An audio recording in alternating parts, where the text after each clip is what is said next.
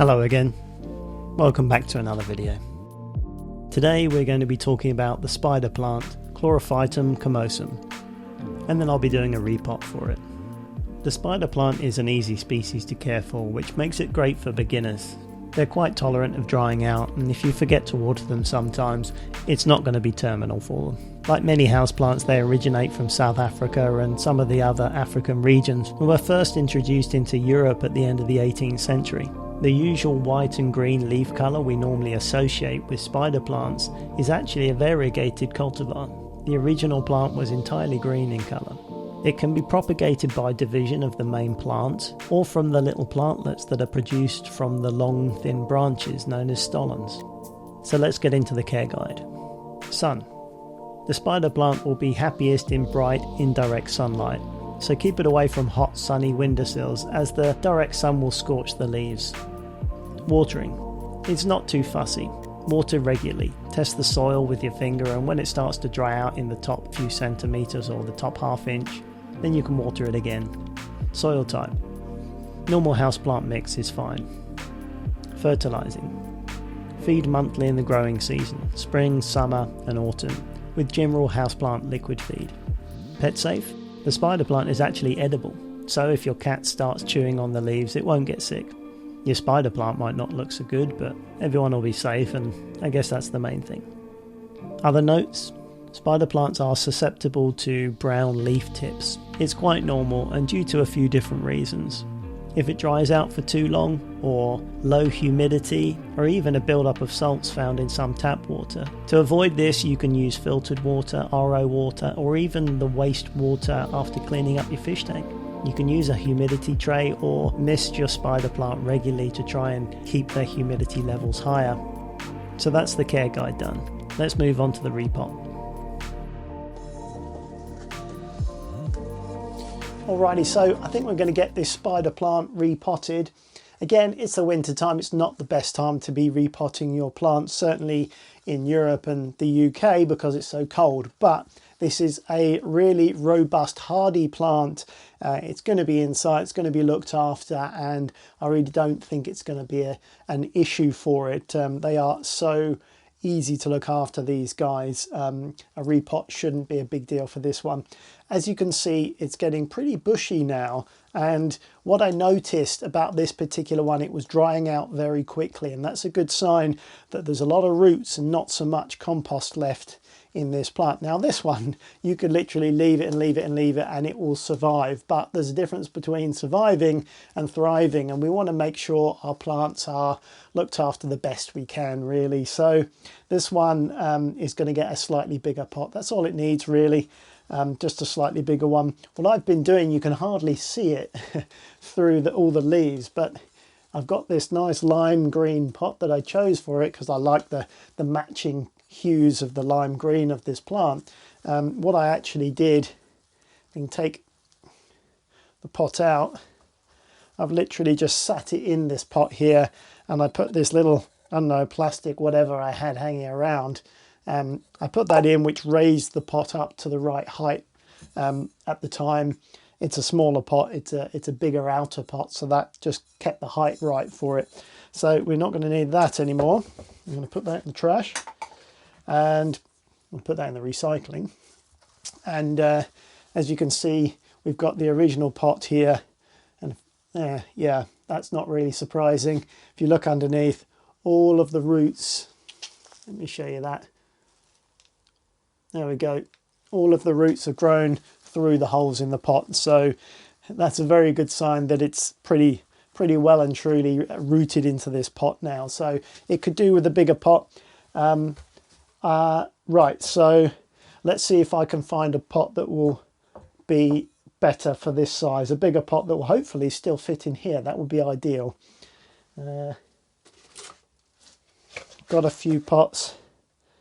That's a little bit, that one's a little bit low. That's still a little bit low. That doesn't look too far off, actually. Making a mess.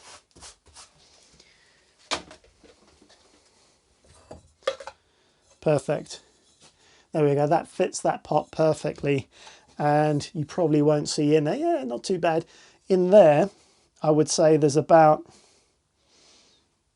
4 or 5 centimeters, 4 or 5 millimeters, so about that much before you hit the pot. So that's going to be great for the drainage. You can water it, still water it a decent amount, and any excess water is just going to drain through and sit in the bottom. So maybe once a month or more, you can just take the plant out, pour that excess water away, put it back, no problem at all. So that's still going to maintain the nice lime green look of the pot, but in a more practical thing that you can take in and out. You can plant it directly into here, but it means you're going to have to control the watering a bit more, because you can't put too much water in because it's got nowhere to go. And so you have to kind of let it dry out a little bit before you water it again. It's easier in a pot if you can. So that's all we're going to do. We see this, that size to that size. So you don't have to go mad with your pot size. It will just need a bit more. The roots don't go crazy, so that will last it at least another year or so. And it depends what you want.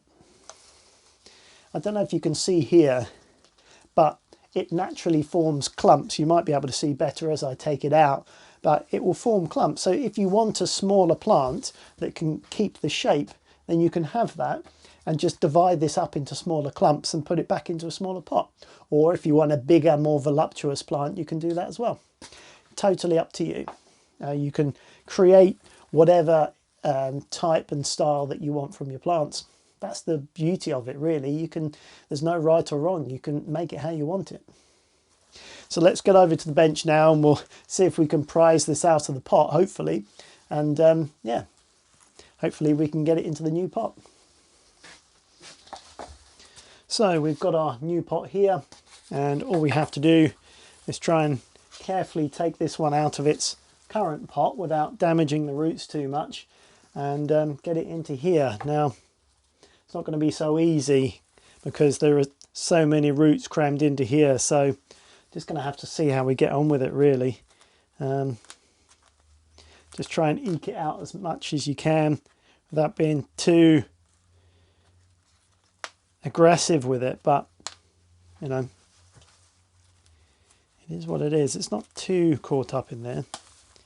You can also do is squeeze the pot as you go around, which can often loosen the plant from around the edge of the pot. Just take it bit by bit, don't force it, see how it feels as you go around. I think I'm going to have to try levering this. So, trusty harvest knife.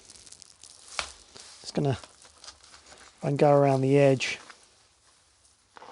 as carefully as I can.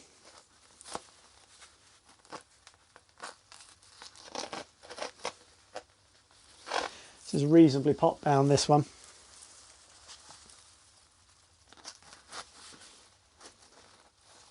Just carefully going around the edge. You can test it every now and again to see how it feels. Yeah, there we go. So, yeah, there's a fair amount of roots there. It's not actually that bad, believe it or not. There's a fair amount of roots, but there's still a fair amount of soil there as well. So it does need changing, but not too bad. So again, just being fairly gentle with it.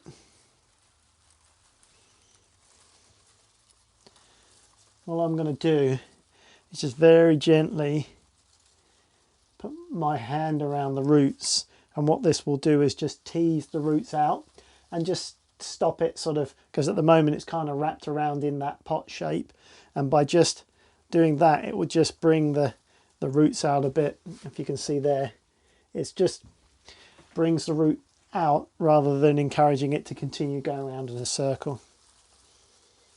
That's all I'm going to do, really gently with it.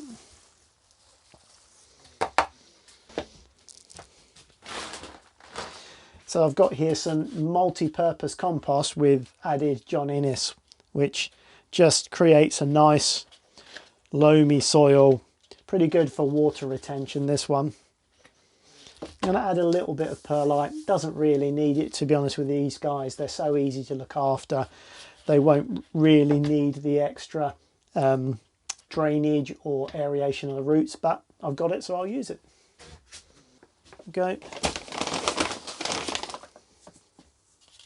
A handful is more than enough. So there we go. That's ready to go.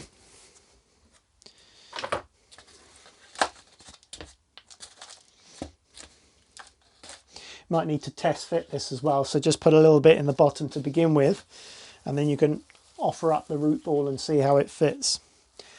Try not to trap any of these smaller leaves in the pot as you do so. Okay, that's sitting a little bit lower. You probably can't see, but that's sitting a little bit low, so I'm going to add a bit more.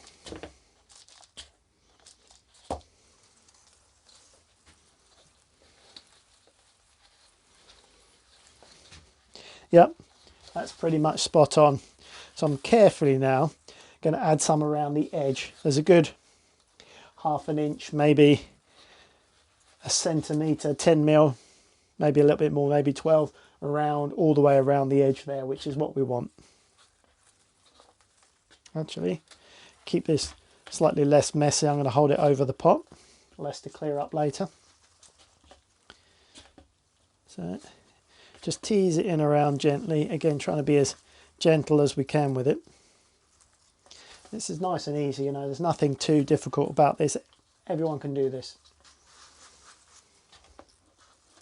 Especially with the spider plants, they're so forgiving, so easy to look after. You're not going to have a problem. And don't forget, you only need to repot it if you can see roots growing out the bottom of the pot. Then that's a good sign that the roots have filled up the pot and you need to put it in a new one. If not, then it should be okay. And even then, it would still be okay for another year or so. So I've just gently gone round now, filled that up. What I am going to do, just get something. This is just a garden cane. In the bonsai world, they use chopsticks just to go round and slowly push the soil down the side of the pot.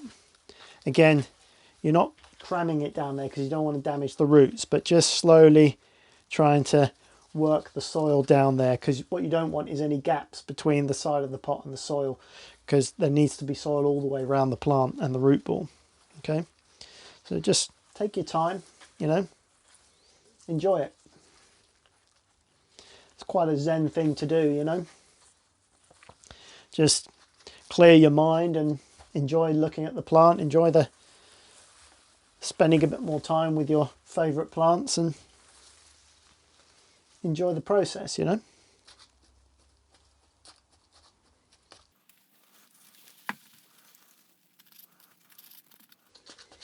This is what it's all about for me, really. It's spending time with your own little bit of nature, you know. Looking after the houseplants gives you an opportunity to look again and see the colours in the leaves and just how nice the plant is. It's easy, especially when you've got a lot, to ignore them sometimes because they're always there. So it's quite normal to sort of, your mind skips over them. So having a regular day each week, maybe once every Saturday or Sunday, having a day where you just go around and water all your plants, check them over, make sure they're okay, feed them if they need it, check which ones need repotting and things like that. If you've got a regular schedule like that, then it reminds you to, you know, just check in with your plants and see how they're doing, really. Good for both of you. I think that'll do it.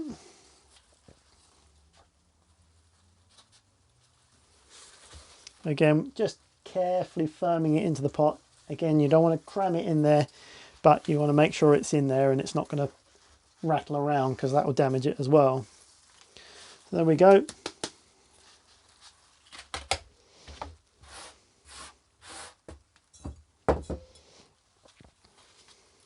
carefully put it back in the pot. Make sure you don't trap any leaves as it goes in.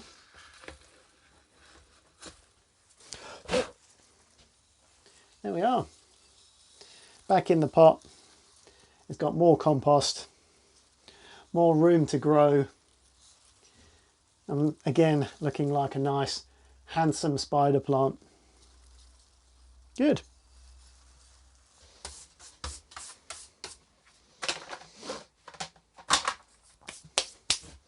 There we go then.